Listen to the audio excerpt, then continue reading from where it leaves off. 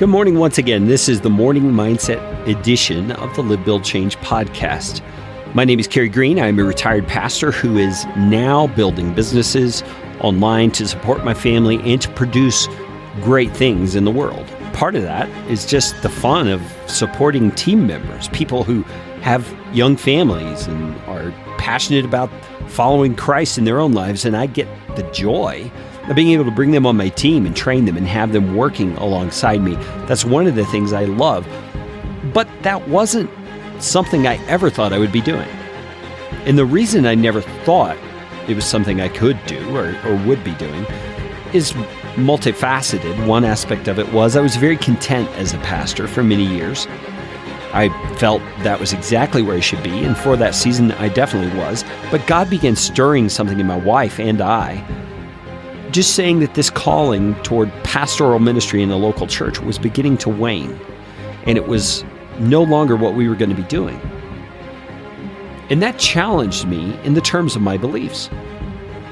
I believed I would probably retire from pastoral ministry at a ripe old age. I thought it would be my lifelong calling, and I would wind up poor but happy at the end of my life, living in some retirement home somewhere. But the reality is God took us out of pastoral ministry earlier than we expected, and He put me into the entrepreneurial space where I began building businesses and trying creative things and things that I guess were inside of me all along, but I had never recognized fully because I was embroiled in this other career. So all of that just to say there were very good and real reasons why I didn't ever think of myself as an entrepreneur.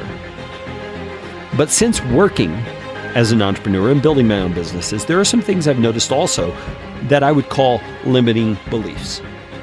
Things that I believed about myself, about my ability, about who I am in the world, that kept me from even considering that I could build a business or that I could start a movement like Live, Build, Change to encourage Christ followers to build a business of their own and to change the world through their efforts and letting God use them as an instrument. And some of those limiting beliefs I've been able to identify. I'm sure there's quite a few others I'm yet to find. It's kind of a discovery process as you go along. But a few episodes back, in episode 169, I walked you through an exercise of how you can begin to discover some of your limiting beliefs. I would encourage you to go back and listen to that. Listen to it a few times if you need to in order to understand the process better. And do that exercise so you can identify some of your limiting beliefs, the beliefs you have that are limiting you from receiving and living in everything God wants you to receive and live in. Now, basing this whole thing off of the fact that we all believe things that aren't true from time to time. But I also am basing it on Romans 12:2, where the Apostle Paul tells us we are not to be conformed to this world, but we are to be transformed by the renewal of our mind. See, our mind is where our beliefs reside. And what we believe will affect how we live. In fact, it will dictate how we live. And so if you have limiting beliefs, untrue beliefs, don't you want to conquer those? Don't you want to change those so that you can be transformed by the renewing of your mind that takes place as a result? That's what I want for you. That's what I want for every Christ follower, because as we live with renewed minds and transformed lives, we are going to shine the glory of Christ in this world to a greater degree than we ever thought possible. And there we're going to bust another limiting belief. So I would encourage you today, no matter what you have going on in your day today, I want you to recognize God is in the business of transformation.